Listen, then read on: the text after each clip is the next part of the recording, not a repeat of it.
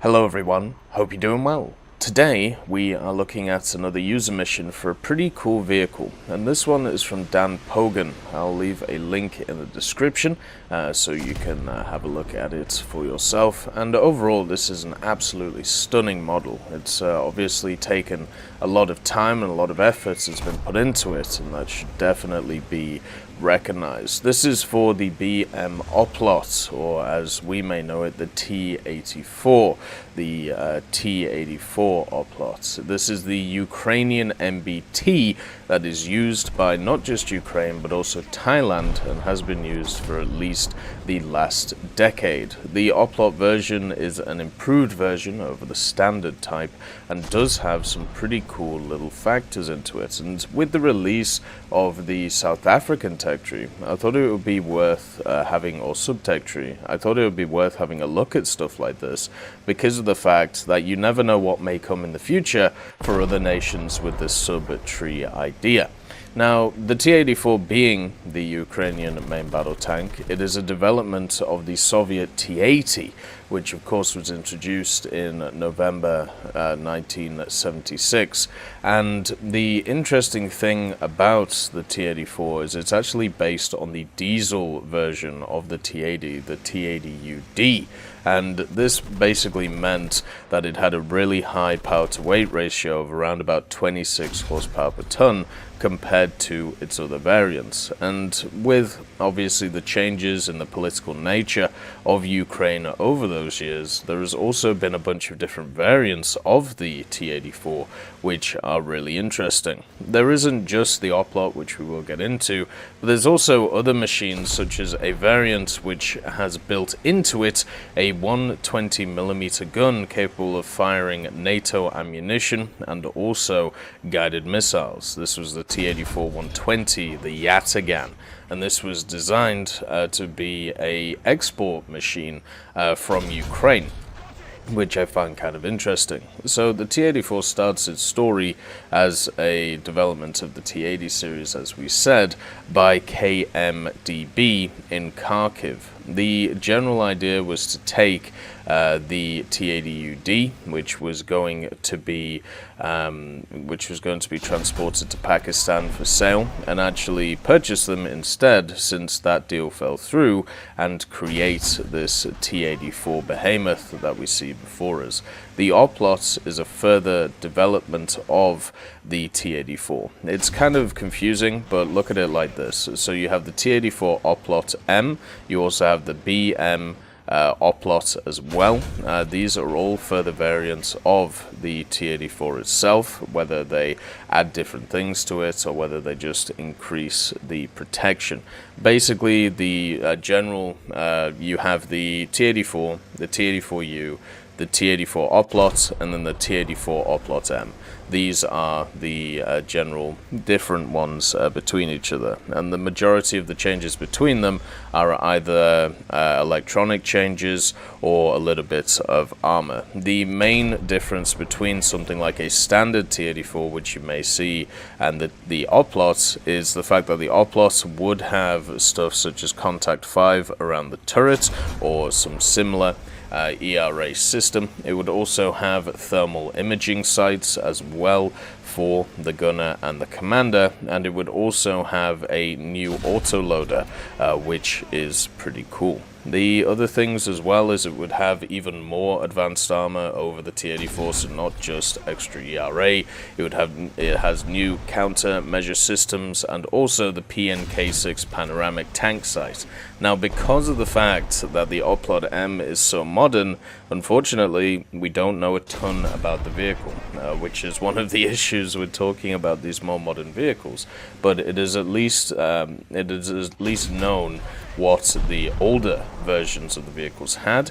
Therefore, we can have a look at that and put it into this. The engine being the KMDB6TD2E, the opposed piston 6-cylinder diesel, or it could also have the KMDB6TD3 opposed piston 6-cylinder diesel, which would have 1500 horsepower. So you could either have two separate engines, the 1200 horsepower one or the 1500 horsepower one.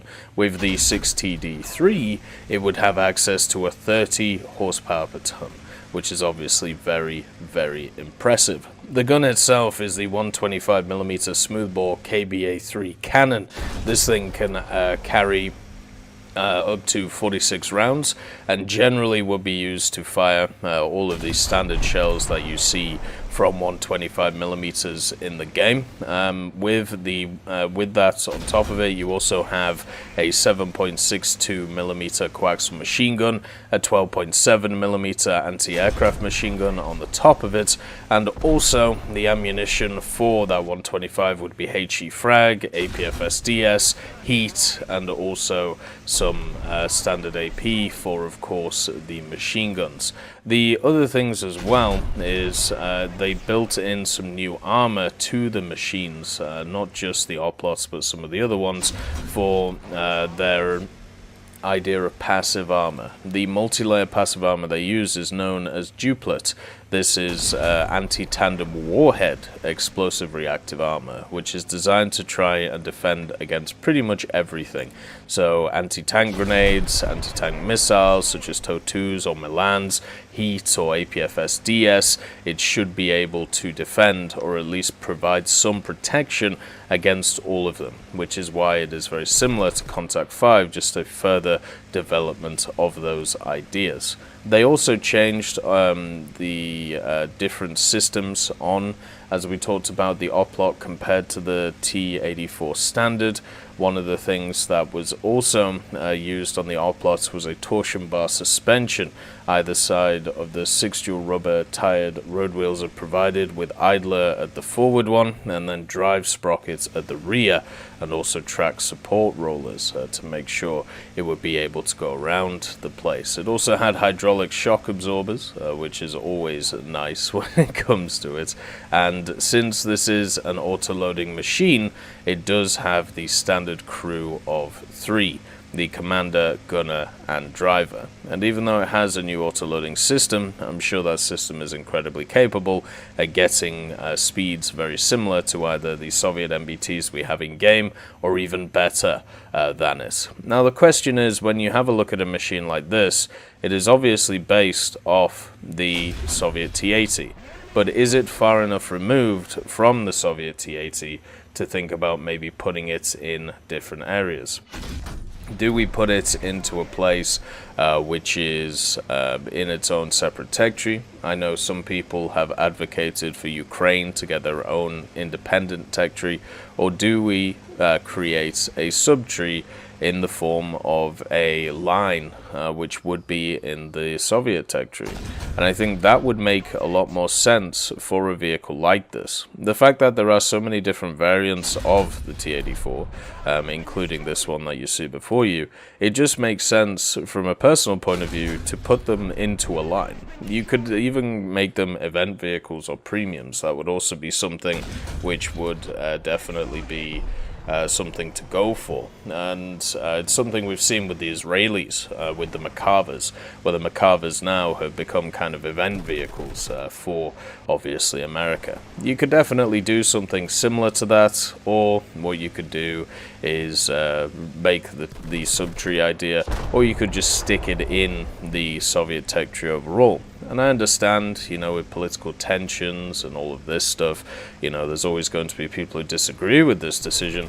But at the end of the day, you cannot change the history of the two nations. The actual building blocks for this design are of the Soviet Union. You know, it's kind of as simple as that. No matter how far attached you believe the design is nowadays, it still started from a building block. And the only way you're going to get a machine like this into the game is if it either goes into a USSR tech tree, or it goes into an independent one. And at least in my opinion, I don't think Ukraine has enough vehicles which are different from the norm to be able to create its own tech tree.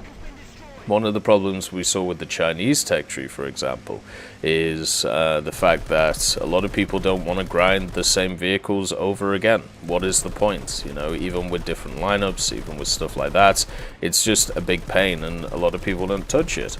So with this, I feel like it would be exactly the same as that, and nobody would play it and therefore not be able to experience this. But if you put it inside one of the pre-existing tech trees, therefore people would give it a go. And I think that's what something should be done with this type of vehicle, or it should be an event vehicle. Either works, and it would mean that, you know, the vehicle gets into the game. It's always like this. You either put the vehicle into the game in a slightly negative connotation for a few people, or it doesn't get into the game at all.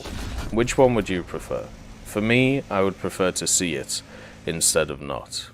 I hope you all have a wonderful day, and I'll see you next time.